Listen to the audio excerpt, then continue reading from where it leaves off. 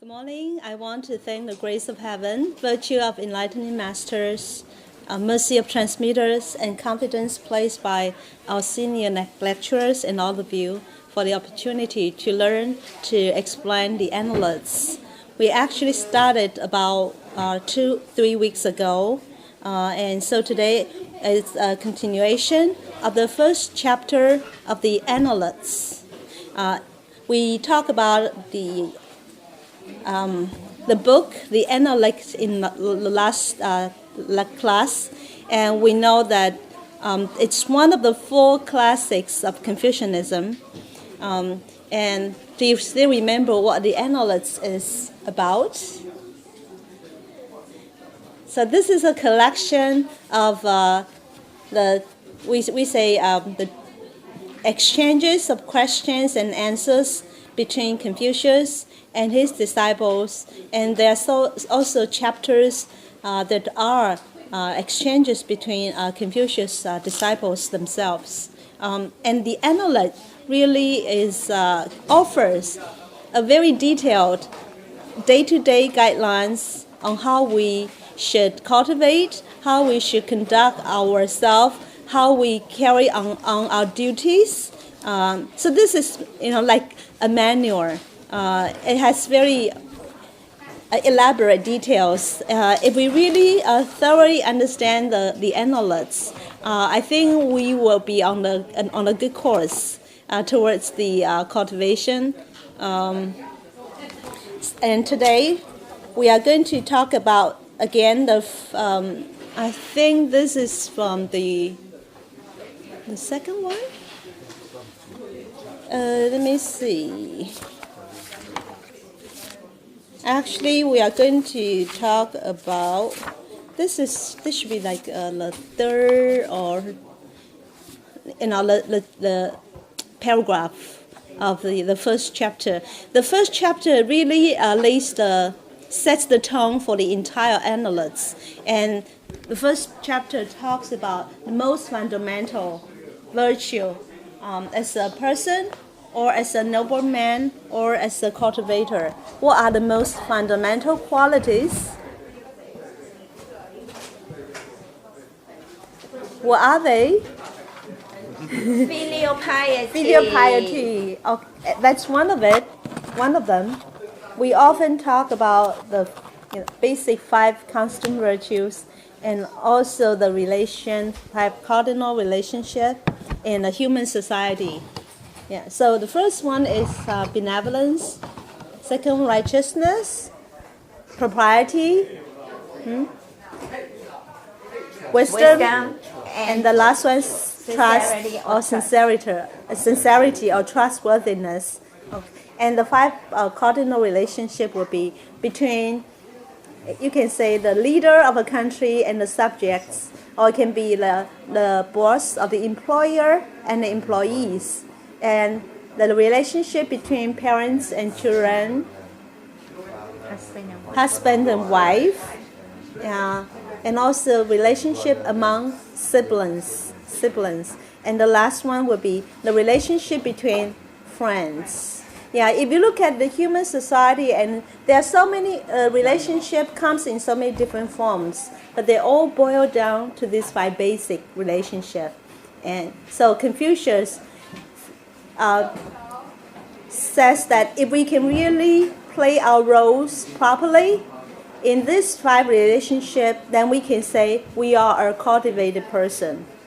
Okay, so we're going to start talking about this paragraph in the first chapter. Youzi said, the nobleman concerns himself with the fundamentals. Once the fundamentals are established, then the proper way will appear. Filial piety and brotherhood, the root of benevolence. Okay, so this Youzi is also one of Confucius' favorite disciples.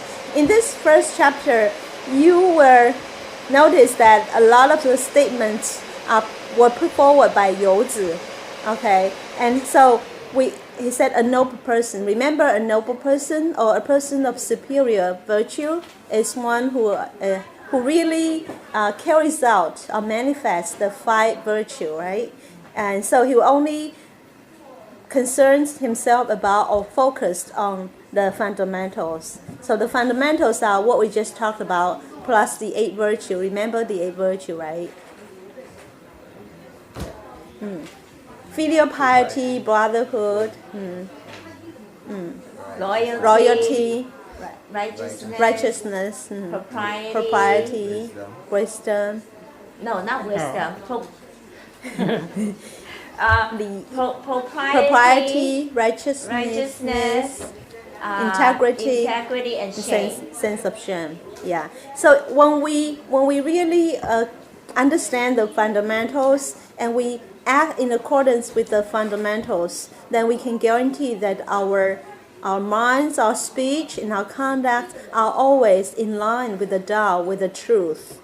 Yeah. And when we can do that, we can say we can accomplish almost any goal we have.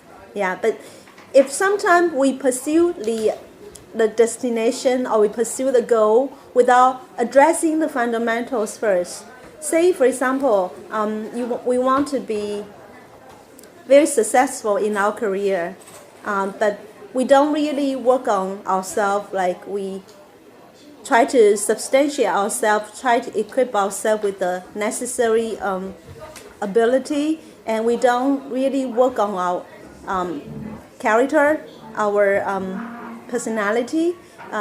We don't try to work hard to attain the goal. Rather, we use some underhand means in order to achieve the goal.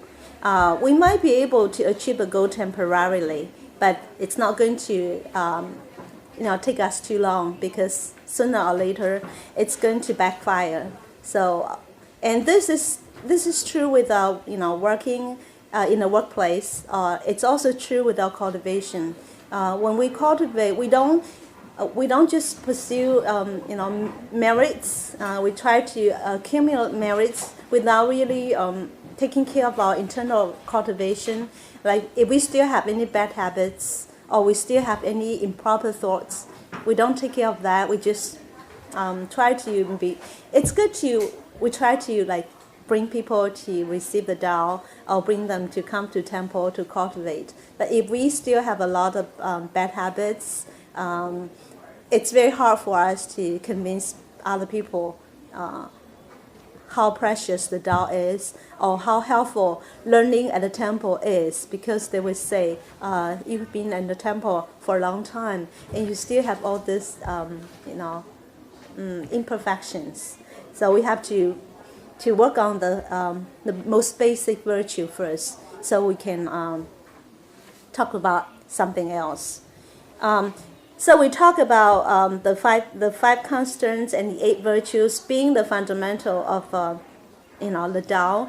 But what is the we also talk about the benevolence. What is the most fundamental quality or aspect of being benevolent? It's filial piety, and we say brotherhood or fraternity. Okay. So actually, filial piety and brotherhood, they are like two sides of a coin. They refer to the same thing, but just we have different people who are like, for someone who's elderly, like our parents, our grandparents, our ancestors, it's mostly filial piety. But for our siblings, our friends, or our peers, then we talk about the brotherhood. Yeah, if we are filial to our parents, then usually we will also be very good to our brotherhood. Yeah, and actually, if we want to be filial, we should also be very loving toward our brothers and sisters. Because if we are not kind to our brothers and sisters, that's going to make our parents worried. My mom is getting old, and every time I call her, or whenever I'm home, she would always ask me, or tell me that she wants to see that the 4 of us, siblings, are always very loving towards each other, and she always said, if there's any different opinions, try to resolve them, use love, focus on the blood ties. It's not that we have problems, but we can see that's a mom's or a parent's wish to have brothers and sisters in love with each other. And so when we are good to our brothers and sisters, we are also paying filial piety. And to extend this further, we should not confine this filial piety or brotherhood within our family or within blood ties. We should also extend this love towards other people. And remember, we all come from the same source, right? My father said the same thing every time I go visit him. He'll say, please, like, love your sisters, we work together, create a harmonious environment. Even though we don't get together all the time, he still says it's so important to love your own siblings. Yeah. I heard someone from another organization, whoever says such, our brothers are the friends that our parents give us, and our friends are like brothers and sisters that we find for ourselves. Yeah. And we are in the temple. We know we all come from the same source. Okay, we all are brothers and sisters already. Okay, although through all these reincarnations, we were born in different families. We are kind of like separated. We are no longer tied with blood or in blood, but still spiritually we are connected. Yes, we all came from God, and we are all children of God. So that makes each one of us, related as brothers and sisters in the Tao. Yeah. So at home, we sometimes have some disagreements with our siblings. In workplace, we also have different opinions with our peers, our co-workers. Even at temple, we still have. Sometimes we have some, differences.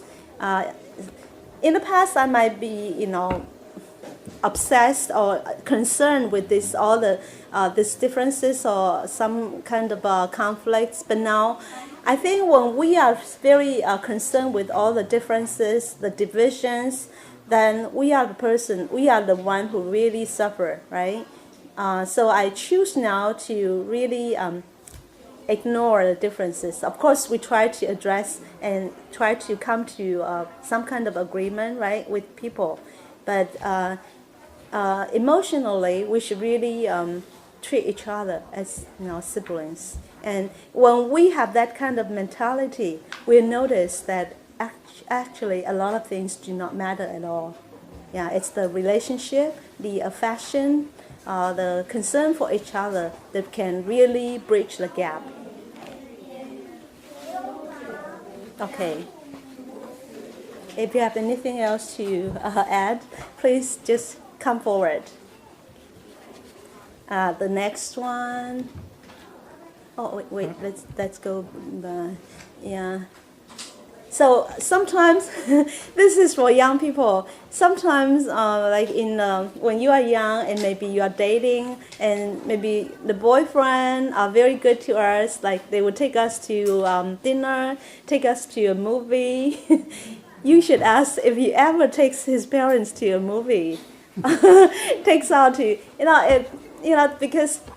In such relationship, they can go out of their ways to be good to us. But if the person never really looks up to the parents, takes good care of their parents, not supporting their parents, then we really need to think a second thought, right? Okay. Now talking about the filial piety, I'd like to share a story. That's the next slide. Okay, this happened in 2014, and this is a story about forgiving.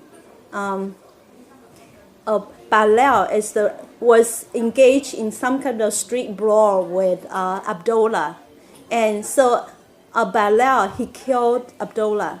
But he was still a junior, so he couldn't be executed.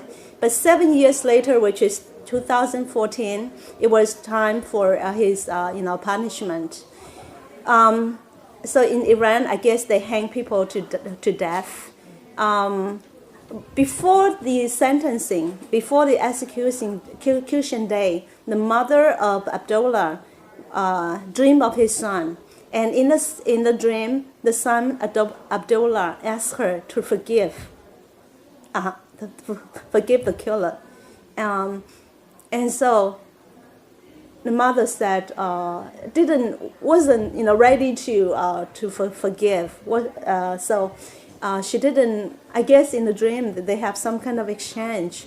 So just right before the sentencing, Abdullah came to his mother's dream again, but this time he refused to talk with his mother. Okay, so that kind of sent a message to the mother. Of course, think of the grief they have to endure all the 7 years.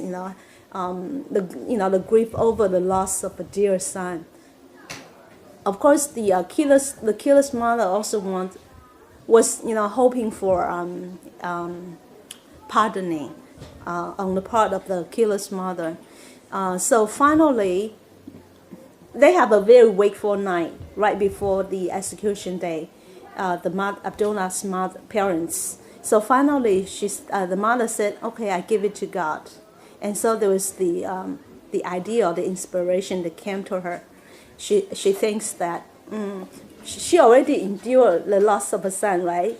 And she could imagine if the killer was executed, then the other mother would also have to endure the same pain, the same suffering. Yeah. So on that day, first she went to Bilal and gave her a slap. Okay, but finally, instead of kicking off the chair, that's supporting the weight, she released him. Yeah, because I'm sure the son Abdullah, he is also very. I would say this is also an example of filial piety. He's not just thinking about his own family. He's also thinking about how the mother would feel about the loss of a son. Yeah, so such story really gives us a lot of confidence on humanity, right? Yeah, we should believe in the power, in the strength of forgiving, not on the vengeance or revenge. Okay, thank you. Okay, so this is the third one, third paragraph. The master here means Confucius. Someone who is a clever speaker and maintains a contrived smile is seldom a virtuous person. So here, a clever speaker it means a person who does not really speak from his true heart or conscience, but person who tries to say something beautiful, or we say to apple polish, to sugarcoat one's speech in order to get something for himself. So it's like a personal motive. Okay, so they usually say something in such a way with a purpose, with a motive. So such people are rarely associated with with virtue. Yeah, they only have their own motive, their hidden agenda in mind. Okay, so we have to be careful. I think we all, actually, everyone's Buddha nature is with them. We can usually tell, if the person is being sincere or not. Yeah, and so we will judge. We will decide accordingly. Yeah, but what we can learn from this is that. When we were young, we tend to like listening to, kind words, good words, they are like music to our ears. But we must use our perfect wisdom to judge, to discern if what is being said is true. Because sometimes if people praise us for something we don't have, then we can tell that's not being sincere, right? And the other thing we have to learn is that we all have to develop that sincerity. We have to be, we are sincere at heart, but then our outward expression should also have that same sincerity. And only when we speak, when we do things with this sincerity, can we really win trust. And we can, accomplish whatever we need to accomplish. Okay. So you see this, the first chapter talks a lot about the fundamental quality, benevolence, being sincere, filial piety, brotherhood. Okay, let's go to the next slide. Okay. Zhengzi, we talked about him last year when we talked about the Great Learning. He's the author of the Great Learning, and he's also one of the sages, or one of our patriarchs in the Taoist lineage. He said, each day I examine myself in 3 ways. In doing things for others, have I been sincere, loyal? In my interactions with friends, have I been trustworthy? Have I practiced what I have been taught? Okay, yeah. The Chinese original, it means have I been disloyal? But I think that's just the way of saying things in different language. So I translate it with a more positive note. Okay, so these are the 3 things that Zhengzi. We know he's he doesn't look smart. Sometimes Confucius even was doubtful if he understood what he was taught. But when he was doing things, Confucius realized that he really absorbed what he was told, because whatever he did really manifested the good virtue, the high, all this stuff, the 5 virtues that we talk about.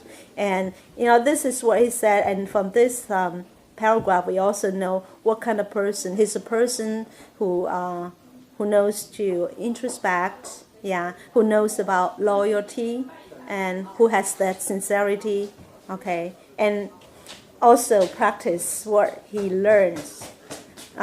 So it's important that every day we also try to reflect on these 3 things, right? Today at work, have I been putting my full efforts when I'm entrusted with something from my friend? Did I also give it my best efforts? And also, have I been very sincere with friends? Anything would like to share? Anything?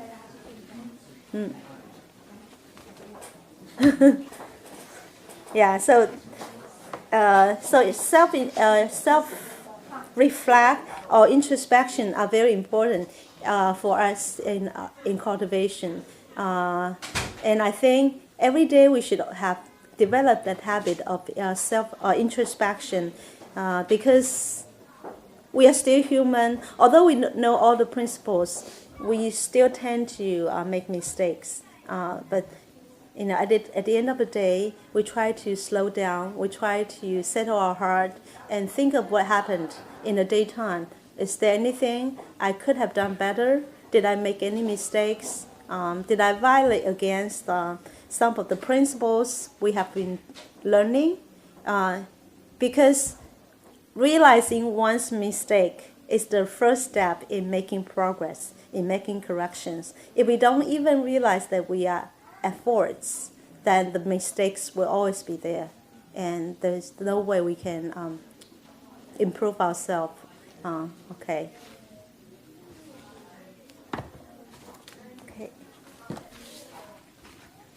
Okay, the next one.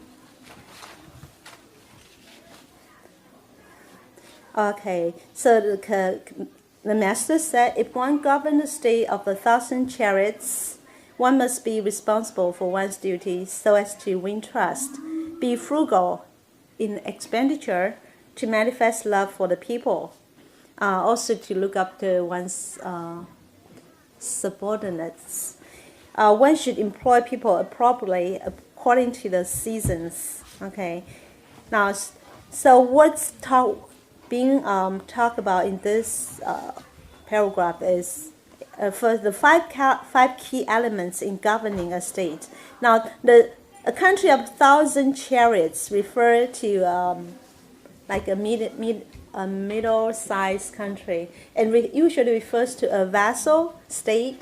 This is like a small territory, like in Chinese ancient China. There's the ruler, right, the king, and under him there are also, like we say, duke, right, or lord, and so these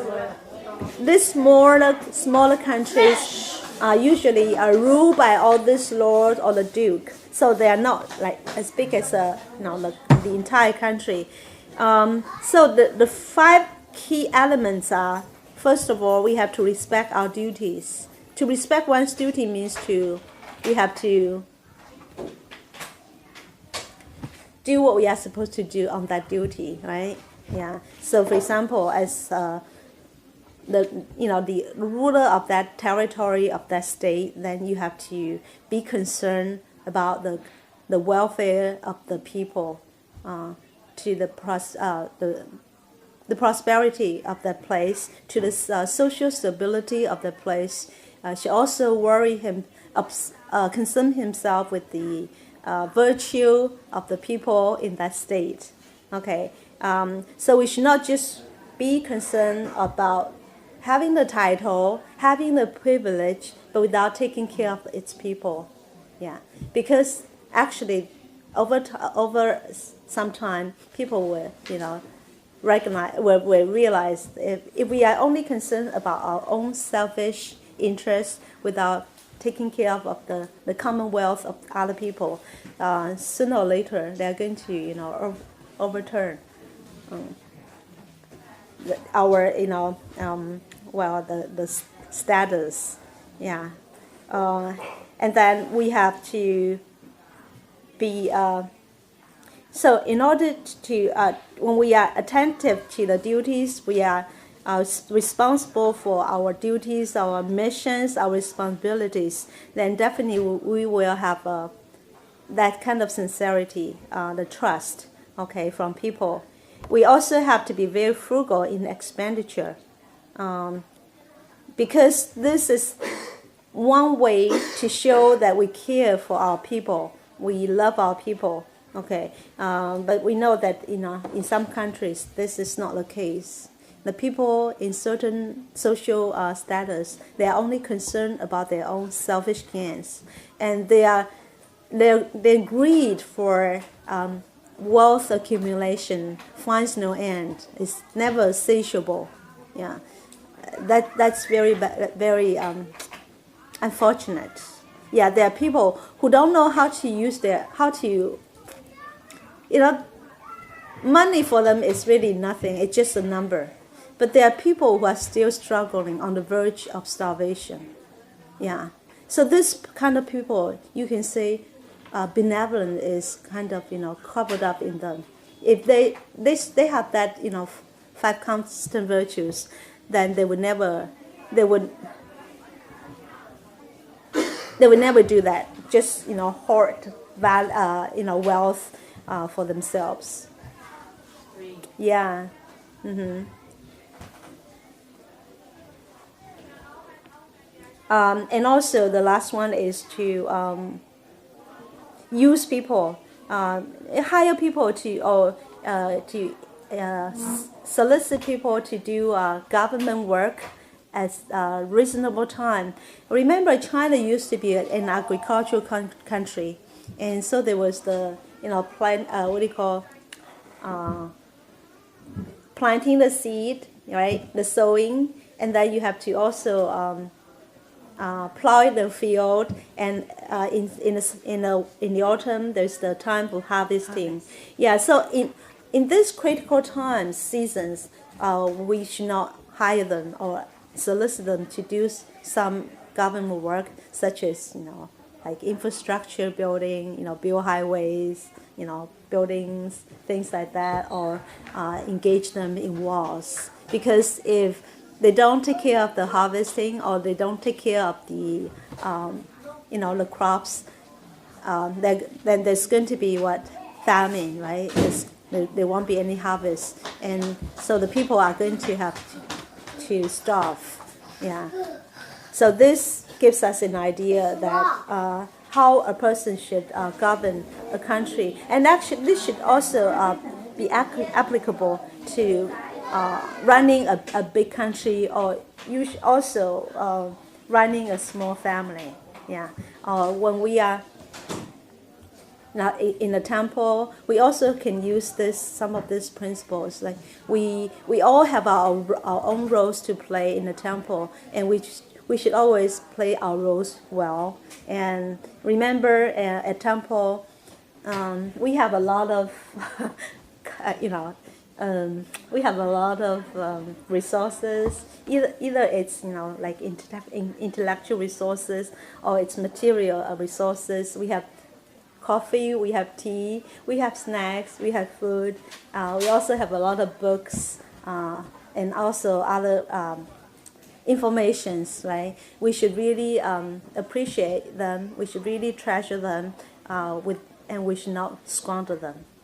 Like sometimes, to be very specific, we see a lot of waters or coffees still half cup full, laying around when everyone leaves temple. This is not good, right? This is not a sin, but it's really a wasteful, and it's really a very big fault, because we talk about these are people, these are donations, these things were donations from people, from other DAO members, and they are like property of the temple. When we waste public properties, then remember there's a line that then we maybe next lifetime we will become reincarnated as the the four-legged animals. Yeah, so be careful. That's one part of it. But the other thing is, in cultivation, we all need to learn how to appreciate what we have, even if it's just like water. Something as plain as water. There's a Zen master from the Buddha Light Temple. She once wrote an article.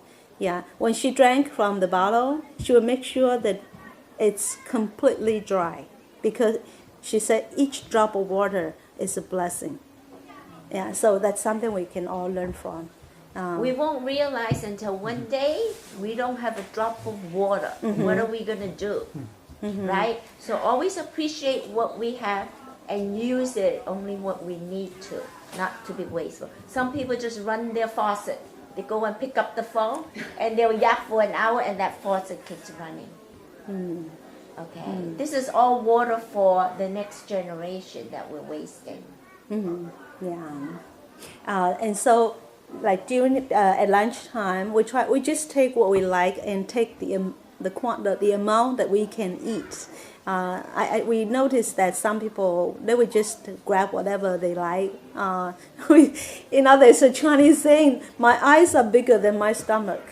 if we think we can eat a lot, but as a matter of fact, we cannot eat them all, and then people just throw them away.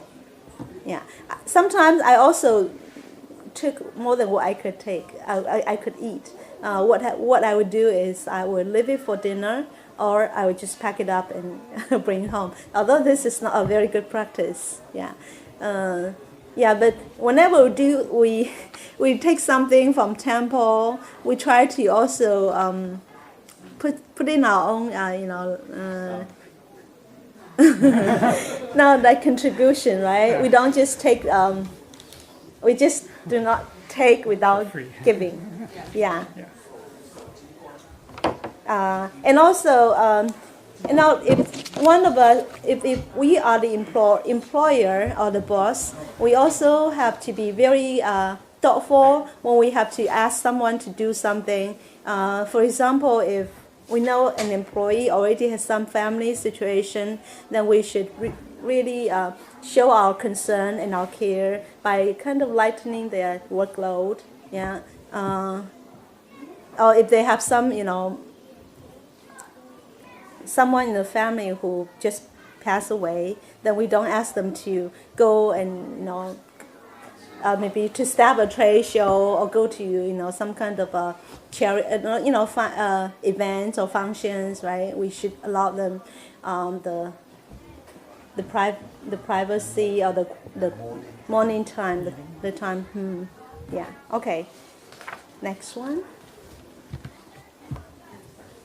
Okay. Now this paragraph really is the beginning paragraph of the 弟子规. 弟子规 is a book compiled by someone from the Qing dynasty, and it provides guidelines. 弟子 means I can say children, but it can also say students or learners. The regulation for learners. It's not just for like small kids. In this book, there's many guidelines that are very helpful, even to adults or grown-ups. And these are the first chapters from that 弟子规, and it's really taken from the Analects. It says, the master said, a young man should serve his parents at home and be respectful to elders outside his home. He should be earnest and truthful, loving all, but keep company with people of benevolence. After doing this, if he has energy to spare, he can study literature and the arts.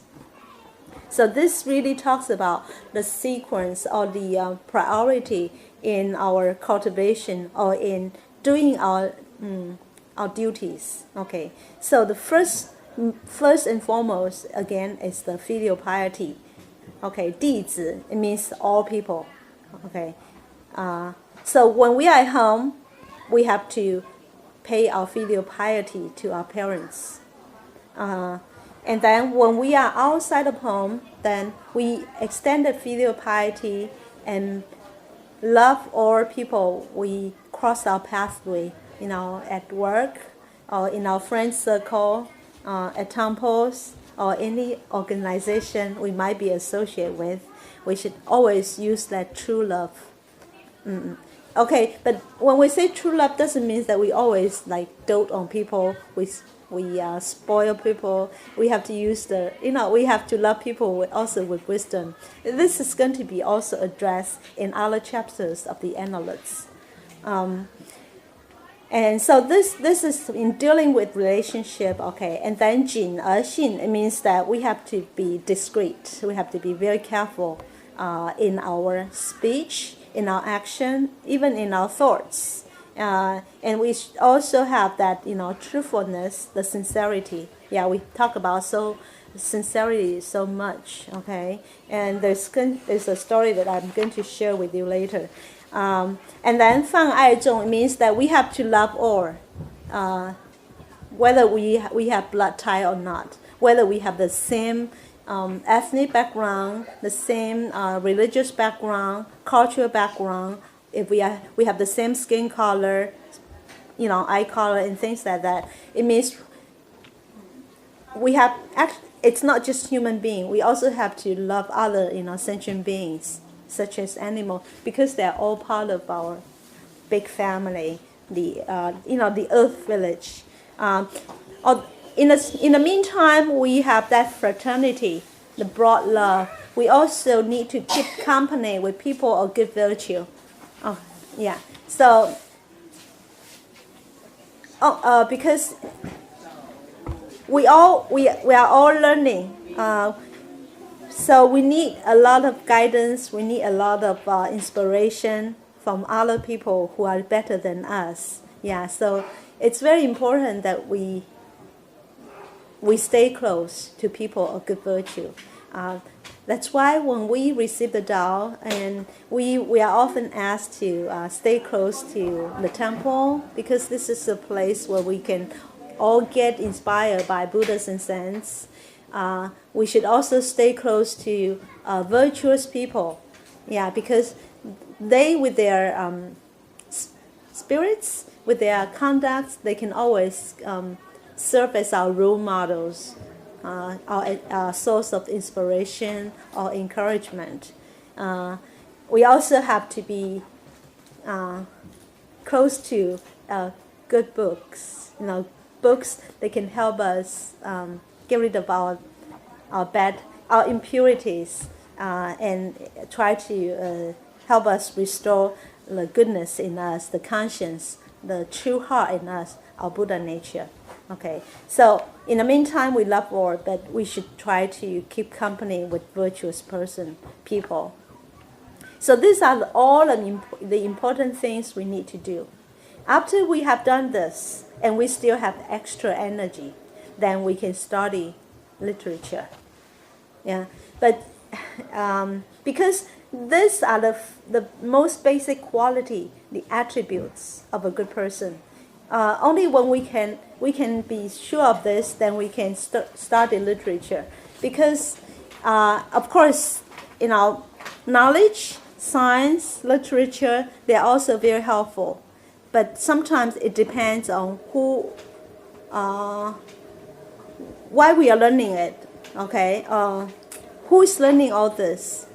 Some of the most remarkable scientific discoveries have been used by evil person, and that's why we have all this, wars of mass destruction. The 2 atomic bombs that struck Hiroshima and Nagasaki, right? Nagasaki, yeah. So these are very, perfect examples that how scientific knowledge can help people, but they can also destroy people, right? Yeah. So it's very important that whatever we learn should be on the foundation of, or should be on the condition that this knowledge, this learning can benefit people, not only materially, physically, but also spiritually. It should nourish the goodness in people. Okay, let's go to the next slide. Now, talking about sincerity, have you ever heard of this story? Melina and Clepeland. Okay, these are 2 storks. Okay, this story is being widely circulated on WeChats, and I was so fortunate to come across it just last week. Now there's a female stork. She was shot by a hunter. They stay in. This happened in Croatia, right? Croatia. Yeah. So one of the female stork was shot by a hunter, and she could not fly. They usually would migrate to a warmer climate in wintertime, and so she couldn't. But she was rescued by a local person. The name is a little difficult. So he nurtured him to health. But then, and he also built a nest for her on the roof, outside his home. And so they kind of become friends, like families. And he gave her the name Melina. Then one day he noticed that he has another guest, which is a male stork, and he realized that they are dating, or mating. Okay, so and soon they have their own youngs. Like, I don't know how to say, a young stork. Yeah, the they baby. have their offspring. Their offsprings, right? Storklings? Baby storks. Yeah, right. Yeah, and and they were so loving towards each other. So the mother stork would take care of the baby storks, and this Clepeland, he's also called the big K. The big K, he would go and fetch fish to feed the family. Yeah, but then winter came, and the big K, he stayed till the last moment and migrate to was that South Africa? That's the map. And for him it's 5,000 miles flight one way. So he left, and of course the Melina was very sad. Yeah. So next, and they thought maybe the big K would just leave for good, would never come back. Guess what? Next year, he came back. And he continued this flight, 10,000 flight each year for 16 years. Yeah, a dog is known to have lived the longest of 39 years. Yeah, and you have to exclude the years that they didn't know each other. Yeah, so I feel even animal has such sincerity, have such commitment. Yeah, they honor their their love and their feelings. Sometimes better than humans. Yeah. The humans leave and they never come back. So I think it's really a very inspirational story, and we can all learn from these animals. We think we have a higher wisdom than these animals, but actually the hallmark of wisdom should really be that kind of we say consideration for each other, that humanity. Yeah. So when we humans kill animals for food, that's not being very humane. Yeah, they have they have feelings, they have sensations, they do feel pain, and they also they suffer from the loss. Yeah. Yeah. So think about it.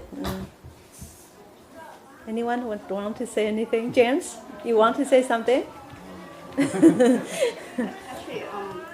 what I got out of it, because I caught a little parakeet, like maybe a female. One day was like I was outside my house on the terrace, and I caught a very hungry, starving parakeet, and then the boyfriend came. How do you know that's the boyfriend? Well, because they're different color and they're same type, same kind. Like one is green and the other Or is maybe like they're siblings. You can tell. I don't know. Well, so they're they know one another. So I mean it happened many years ago. I mean, it happened, but this thing, until today, I realized, I mean, here in the temple, we say the animals, they have spirits like us too, so that connects to that for me. Yeah. Yeah. It's amazing how the universe, how when we look around, everything, it works. Like what we learn here, it all makes sense and it's the truth. Yeah, so animals are known to be very loyal. I also heard a story about a dog. Yeah. So this taxi driver, he adopts a dog, and he took care of it for some time, and they developed kind of a fashion for each other. But then he decided not to keep the dog anymore. So he drove a long way from the home and just left the dog there. Okay, and guess what? Days later, the dog came back. But he was so determined to get rid of the dog. So this time he drove a longer distance and also abandoned the dog. Yeah. And again, days later, the dog showed up again. But he just didn't have time to take care of the dog anymore.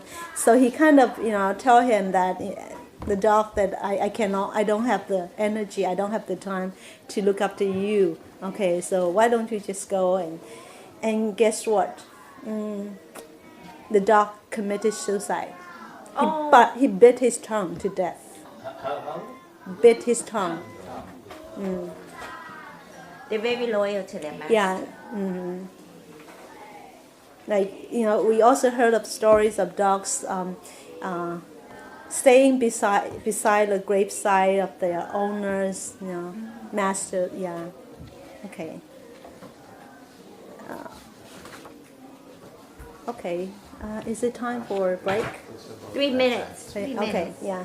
So do you have does anyone else have anything to contribute so far?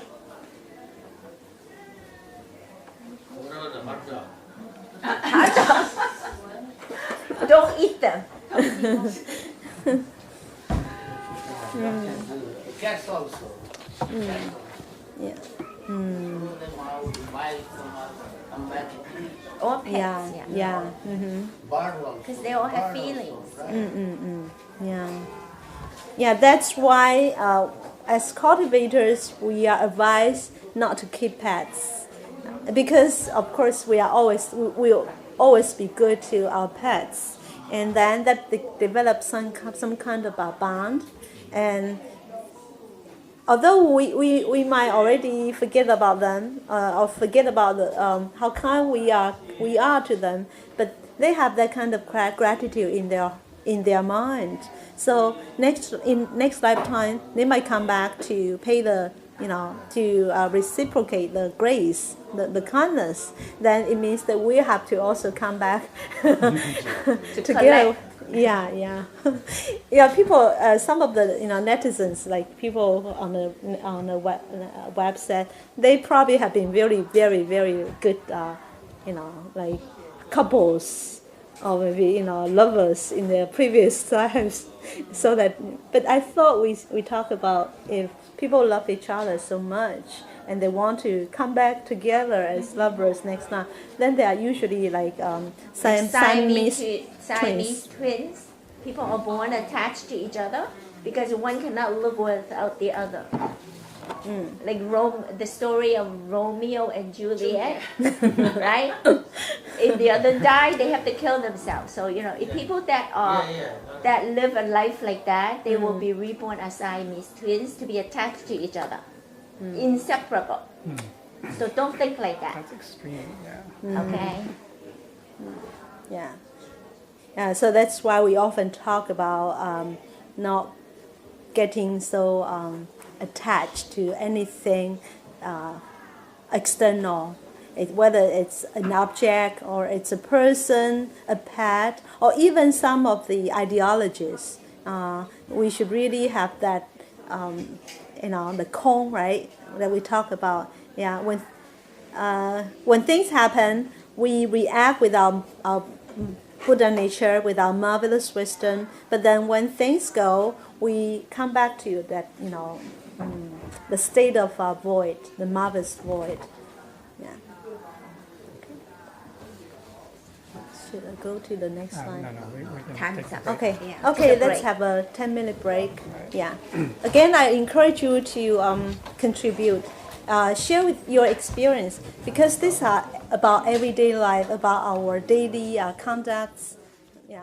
Okay. So the next paragraph again is talking about the roles we should play in different relationships on different roles.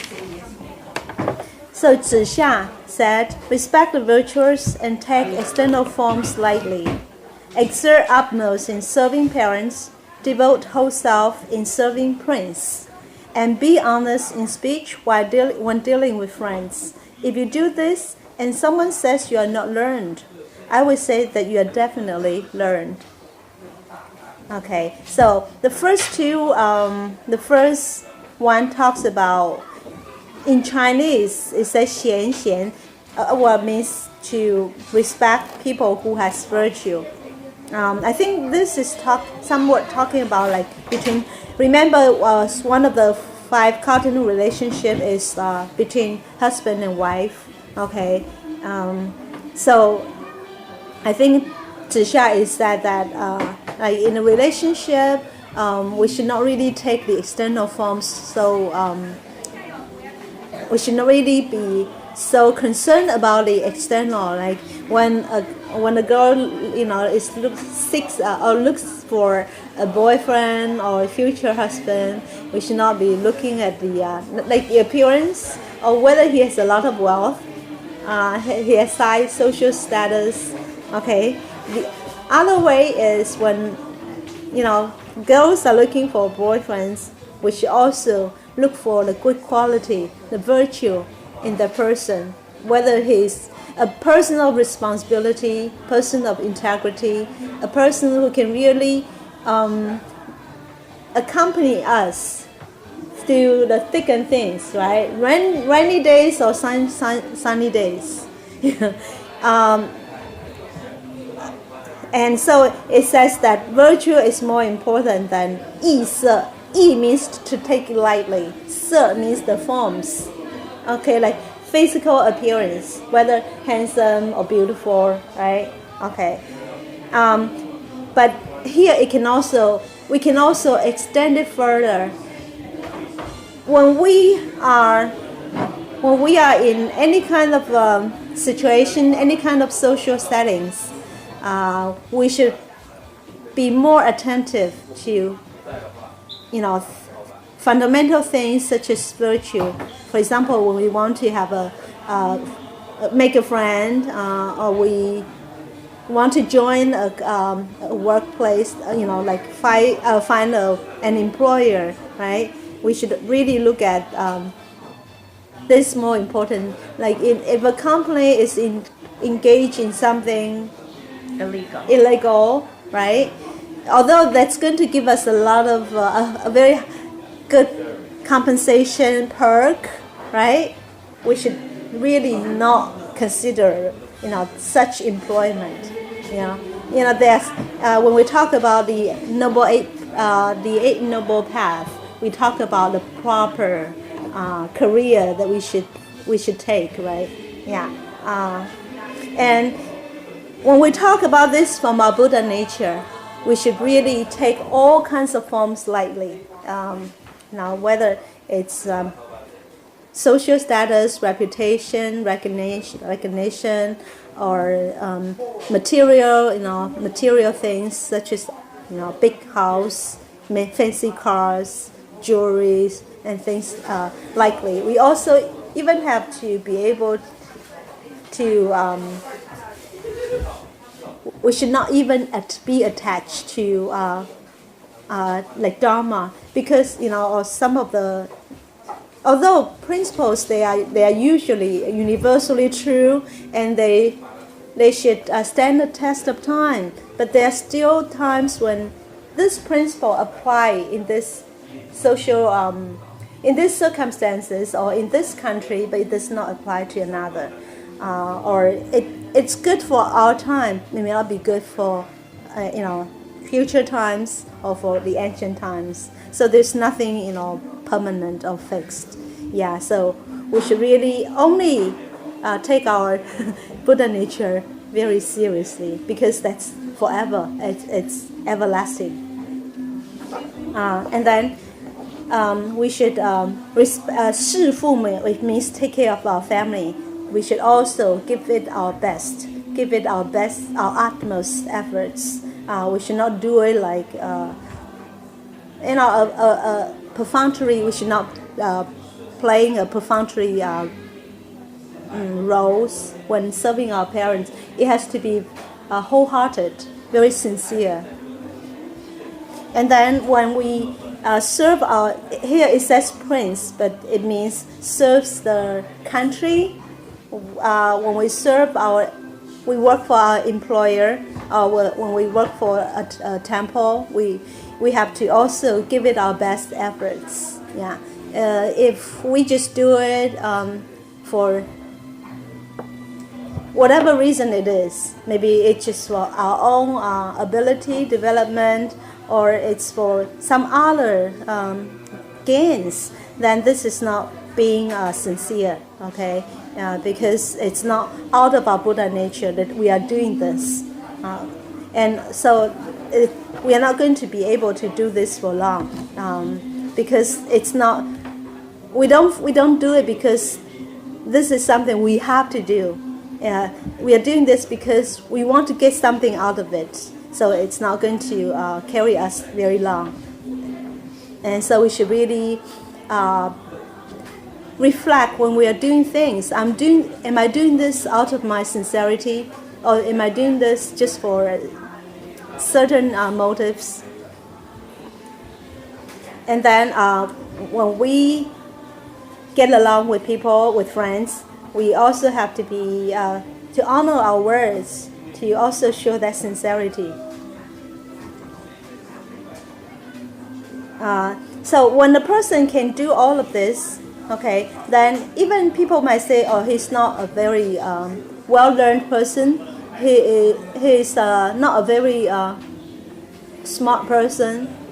But we can still say he is a learned person. A learned person is someone who really learned the true knowledge. We say the good knowledge, who really learn about the most basic, the most fundamental, virtues.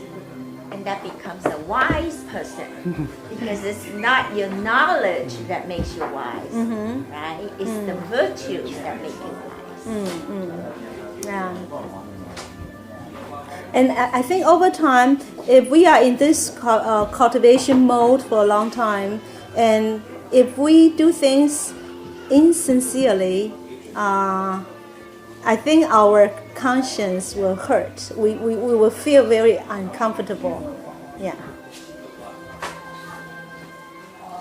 Okay, the next one. The master said, if the nobleman is not staid or earnest, then he will not inspire reverence in others. His learning is not rested on firm ground. I think I changed something here. Okay, not rested on firm ground. He takes loyalty and sincerity to be of primary importance and has no friends who are not of equal caliber or who are morally equal. When he makes a mistake, he doesn't hesitate to correct it. So what we can learn from this is that the dignified man, the dignity in a person. If a person does not have that virtue, then he's not dignified, and then whatever he does cannot inspire the awe, respect from people. Although he might be in a higher position than us, we might do things out of respect for his duty or his responsibility, but we still do not have the respect for the person. Yeah, so we have to have that fundamental virtues, and when we have the basic virtues, the 5 constants, then naturally we will have that dignity, and people will definitely respect us without us asking for that respect. And when we don't have the fundamental virtue, then whatever we learn is not going to be part of us. It's going to come and go. And then the next one is that this is often repeated in Confucius classics, the Great Learning, the Analects, and the Doctrine of the Mean, 主中性. Okay, 主 here means primary or the focus. It means that a 君子, okay, noble person, he should really be focused on loyalty and sincerity. So loyalty means being loyal not only to people, to our jobs. Primarily, it's being loyal to our Buddha nature. We know, when we do things, we know this is out of our Buddha nature. This is in line with our Buddha nature. Okay, and Xin, we've talked so much about it. Okay, and the next one is that when we are making friends, we make sure that our friends are of at least equal moral value, virtue to ours. Yeah, we don't keep company with people who might give us bad influence. Yeah. Our holy teacher says stay away from negative people. Just like we're into the Tao, if people around us are talking negatively about the Tao, it makes us feel horrible, right? We stay away from those negative people. Okay? Yeah. So when we were young, our parents were also very protective of us. They don't want us to make friends with people who are not disciplined, who did not want to study, who are not good kids. And so I'm very thankful to my parents, because there was a time when we were living in an area when I think there were a lot of kids whose parents were very hardworking, and they didn't have time to really discipline or take care of the kids at home, and so they were quite wild. And there was a time when my grandmother would always lock us up, and the school I attended was just minutes away. So when it was about time, then my grandmother would release us. Yeah, but I know we feel like we didn't have the type of freedom to move around, But now when I look back, I have many good reasons to thank them for that protection. Well, today's society, we cannot lock up our children or we're them in jail. Okay? Yeah. So we have to do it discreetly. Okay? We have to teach them right from wrong. Yeah. So put a lot of quality time in our teaching. Yeah, so just spend time with the children, try to know what kind of friends or classmates they are being friendly with, and if, give them the guidance and the counseling, instead of try to address the problem after they, become a problem. But first of all, of course, we have to really start with our own. If kids see us always associate with people who are very respectful, who are very hardworking, diligent, who spend time reading, helping friends, this is the kids they are also going to follow suit. They are going to follow our examples. So that's why they say nowadays in China there are a lot of families who have nannies or babysitters who cook, do the housework. So the parents and the children don't have to do anything at all. Well, this is not. I don't think this is a good. So even when we are very busy and we just have to have some external help with the housework, we still have to be diligent. Maybe also take part in the housework and always engage ourselves in studies, helping people. Yeah. And when we make mistakes, we should not be afraid to admit the mistake and also take the next step to correct the mistakes. Yeah. If we make a mistake, we don't admit the mistake and just continue the mistake, then the mistake would become double. Yeah. So you see that as a mistake, but the person don't think that's a mistake. You still think that's a mistake. You call it a mistake. That's why we have to be aware and recognize it as our mistake. If we don't recognize it, we will never correct that mistake. So that will always be our mistake over and over and over. But if we recognize it, we try our best to correct it, then gradually that will become no mistake. But that's only on our own. Always be mindful. Right, the other people, you have to give them, I don't know, some time to realize or to recognize that's a problem. Or maybe that's your own personal opinion. Okay, that's a mistake. We cannot control other people, okay, whether they recognize their mistake or not. We can only control ourselves, okay? But I'm saying, the person doesn't see that as a problem. Only you, the person who's seeing it as a problem. So is it a problem to you? Well, that's where our Buddha nature comes in. Ask yourself, your Buddha nature, is that a problem? Okay? So if we don't recognize it as a problem, you will repeat it over and over, and it'll be endless.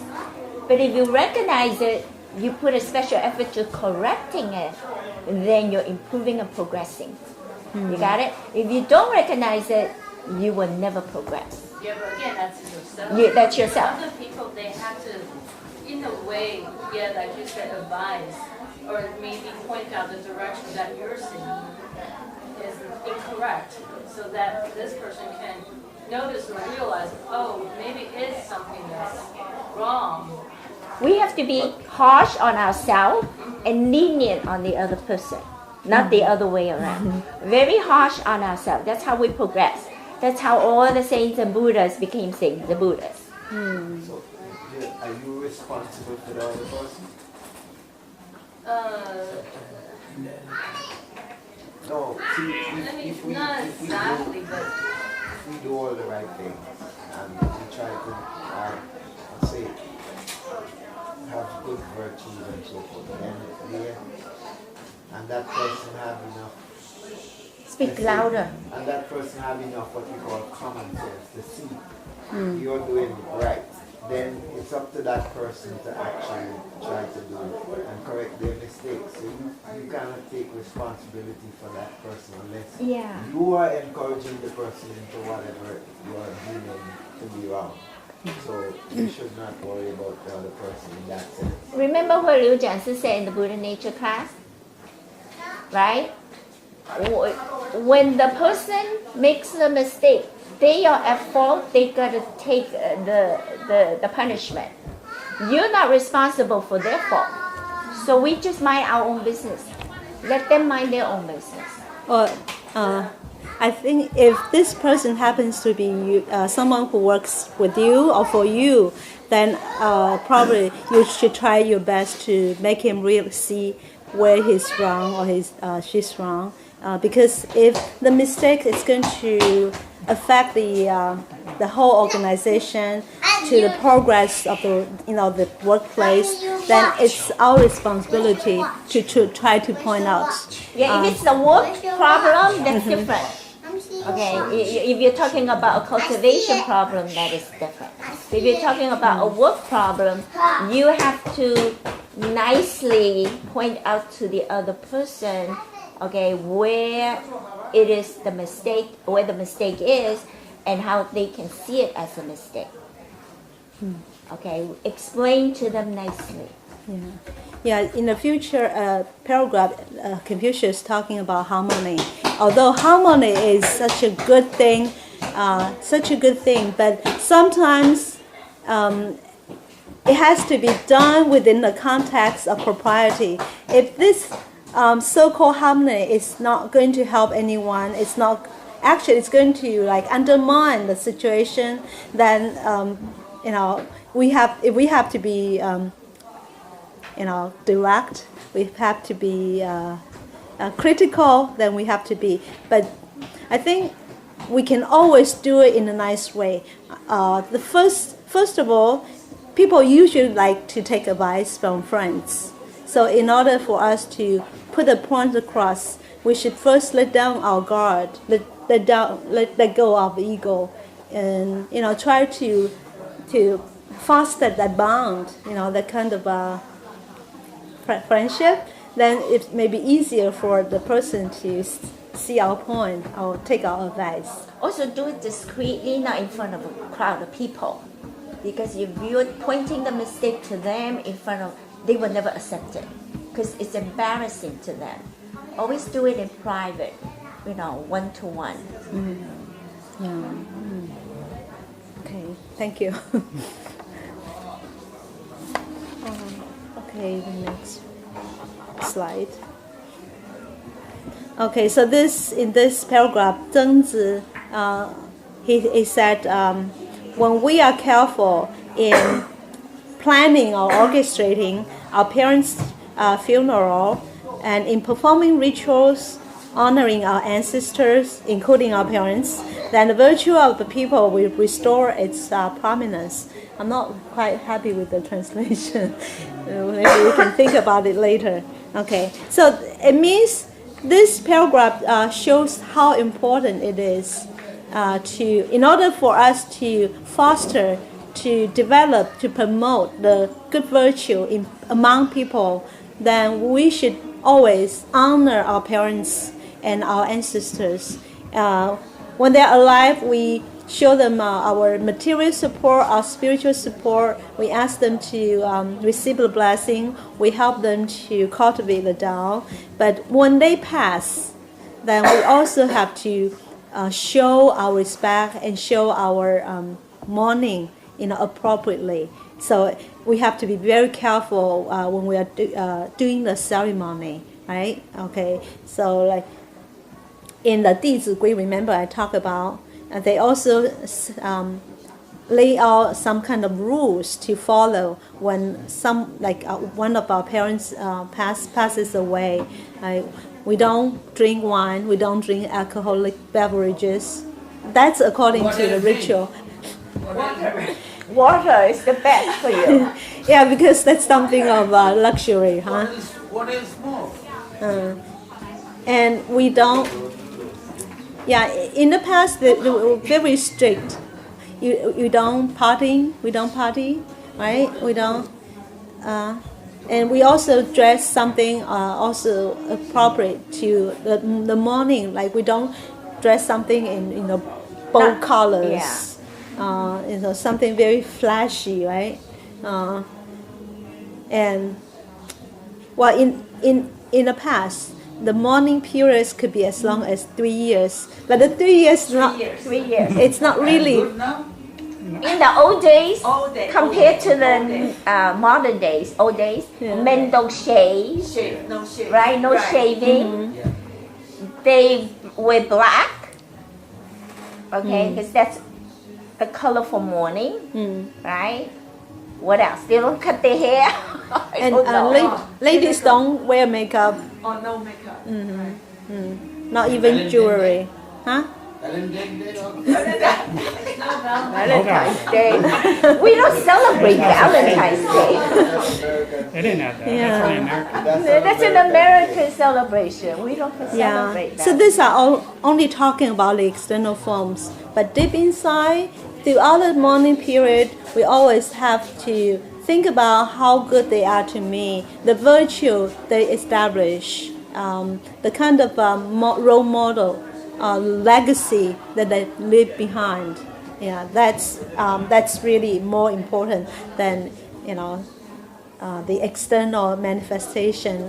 Whether we go to party or what we eat, what we drink. Yeah. Actually, it's not. I mean, I think I heard there was this Korean guy who followed that tradition actually recently. Yeah, some people still do. They still do. Because in Yeah. Korea, actually, they follow Confucius' philosophy, his teachings. They very revere him highly. So, but yeah, I think this Korean guy, he kind of grieved for 3 years. He actually did that. Yeah. Some Caucasian people do that too. But this tradition It depends. it's kind of fading. It's Yeah. weakening among the young people, even in China. So my mom is always very worried because I don't know about my younger brother because he never really observed. My mom is always tells us we always have to think of our origin. Without our ancestors, without our parents, there wouldn't be us at all. Yeah. Okay. The next one. Okay.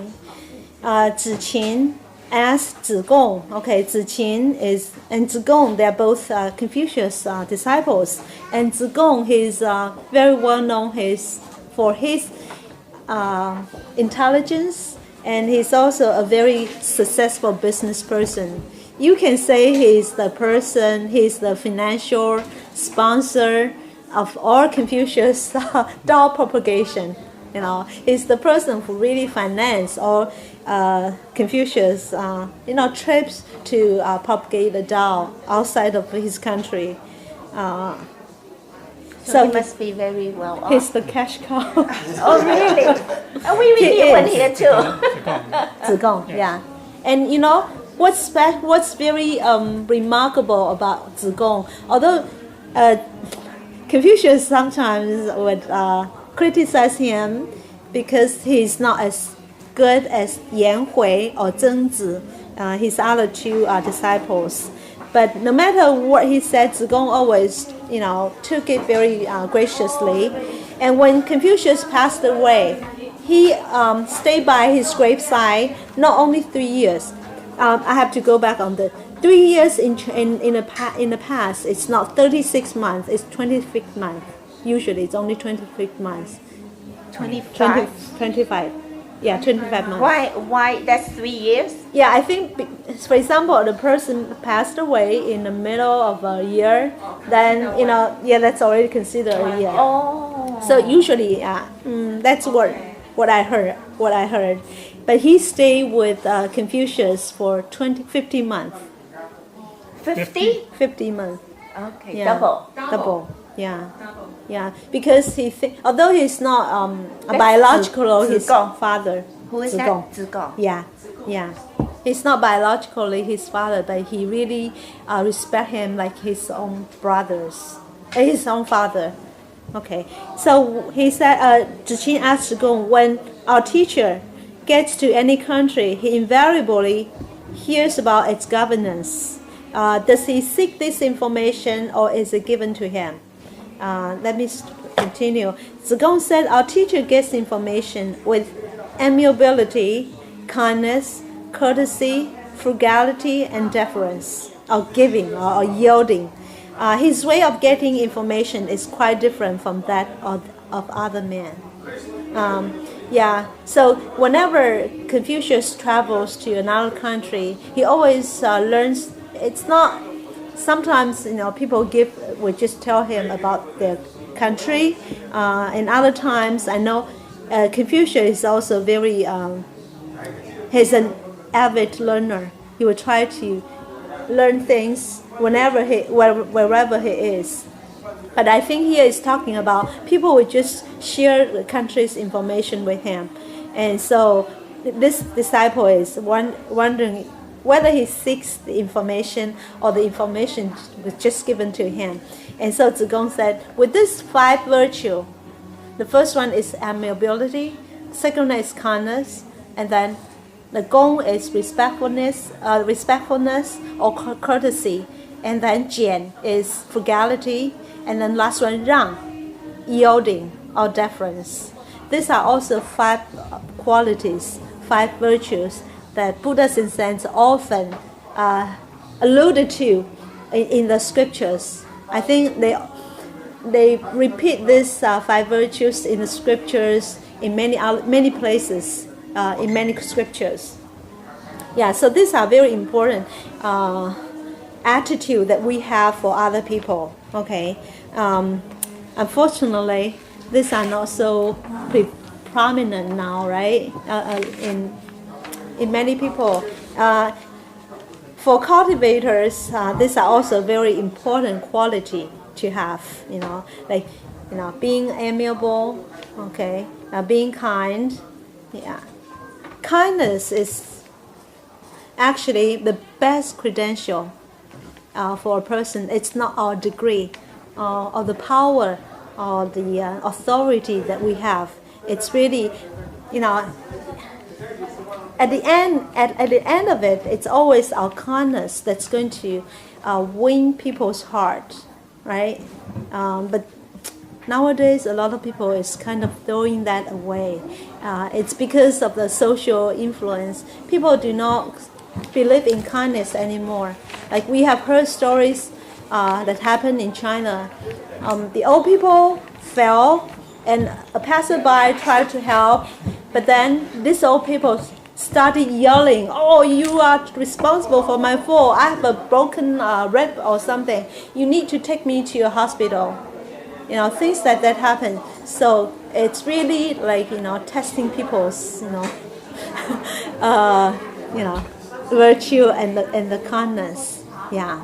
Did you guys hear on the news this past season, during the holidays? Mm-hmm. I don't know if any of you heard of it. This is the story. This woman ran out of gas while driving, no more gas. This homeless person who only has $20 in his pocket used that $20 to go and get her gas. Okay? Now he's not asking anything in return. He's doing it from the kindness of his heart. So this lady that owns the car is very grateful. This is what she did. She and her husband tried to bring food and water to him, okay, but she was never. They can never find him. So she set up this on the internet. GoFundMe. Yeah, like a funding for him. Collected I think it's about $320,000. Okay, that's how grateful she is. Well, the goal wasn't that much, but it so wasn't. many people So many. contributed. Yeah, because he was so kind. $20, homeless. Okay, huh? I'll get something. But this homeless person, okay, is not going to take all $320,000 for his own use. He bought himself a house and he donated the rest to charity. Okay, just to show you what kind of a person, how virtuous he is. Now, 320,000 is a lot of money, right? Most of us don't have that money. Okay, but for this homeless person, he definitely don't have that money.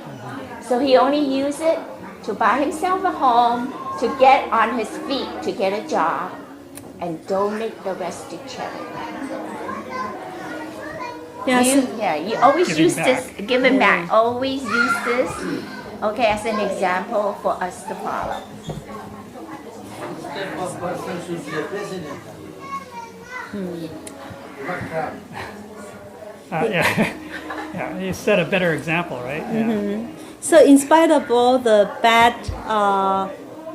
the bad things happening, the negative things that are happening in this world, there are still, I would say, the examples of stories of incidents of humanity are also on the rise.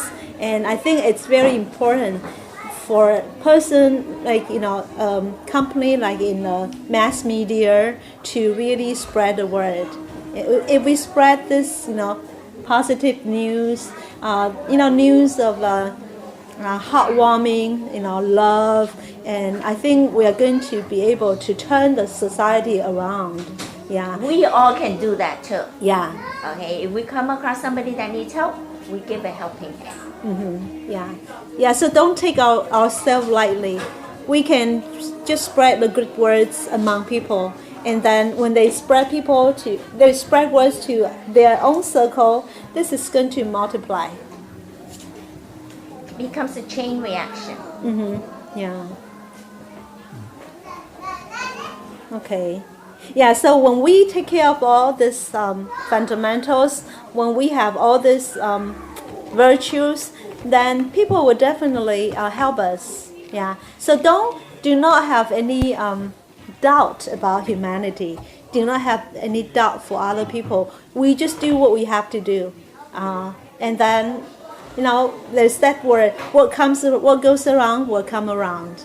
Yeah. Eventually, the social environment is going to change, and we know that although we don't seek reward, but for every good deed we do, they are going to come back to us in a very surprising way. When we definitely need some help, then there will always be somebody there to help us. Okay. Now next one. This again is about the relationship between parents and children. The Master said, when one's father is alive, observe his will or his aspiration. When one's father is dead, observe his conducts. If for 3 years one does not change from the ways of one's father, he can be called a real son or a filial son. Okay. Yeah, so the master said when one's father here, because China in ancient times were predominantly a male-dominated society. So when Confucius said father, actually refers to both father and mother. Okay, so when they are still alive, then observe his will. His means the children's will, right? The children's will or aspiration. The parents. Not the parents. When they are still alive, then you can kind of pay attention to the kind of goals or the aspiration the children sets. Yeah, to know what kind of person, whether it's Of their parents.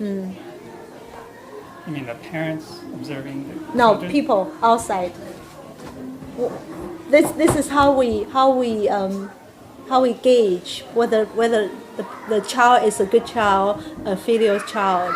Yeah, remember there's the book Shi Ji, right? A chronicle of history.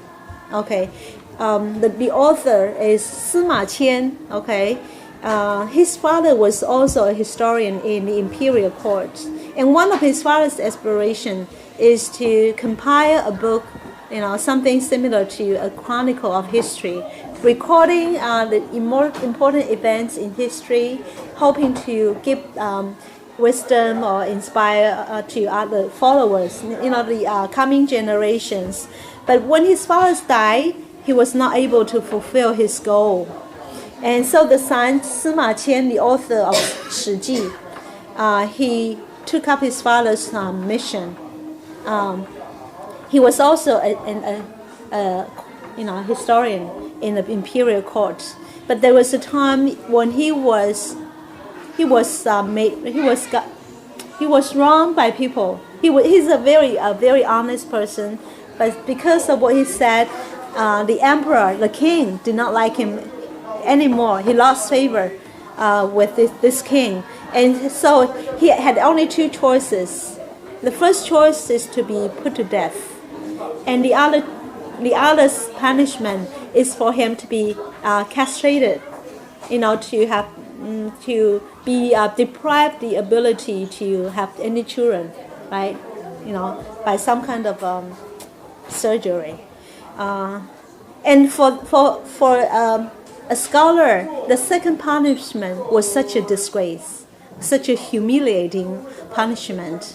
A man would definitely not go for that, punishment. But Sima Qian, he remembers his commitment to his father. He still has that book unfinished. So he chose the second punishment in order to have the book done. So we really have to thank his tolerance and his sacrifice, so that we have such a grand book, Shi Ji today. Yeah, so that's what it means, that you have to observe his aspiration, if he follows his father's wishes, or his aspiration is in line with the father's or the parents' expectations. But then when one's parents is dead, then you observe his conducts. It's not just, it's how, like the previous paragraph says, how we honor our parents in the memorial services, when they are at the last leg of their journey, their life's journey. It also means that how we conduct ourselves without our parents' guidance. They are not here to guide us anymore. But are we continuing the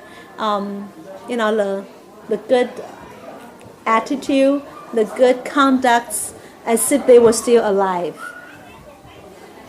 So Confucius said, if you can continue for 3 years, then you can be called a filial person. So why we talk about 3 years? Yeah, it's not a very like a specific number, a vague number. Yeah. Three means many. Yeah, yeah. Well, If we can show that we can do it in 3 years, that means we can do it for life. yeah, Okay. that's one aspect. But you also, when you look at a child, the child can be only fully independent after 3 years. Yeah, because in the first 3 years of a child's birth, there's still a lot of dependence. They have a lot of dependence on their parents, especially the mother. And so for 3 years, at least 3 years, mothers and fathers, they are so dedicated to the kids. And that's why we need to at least show that 3 years of like morning, right? In the morning, or the 3 years of following up their expectations. Okay. Number 12.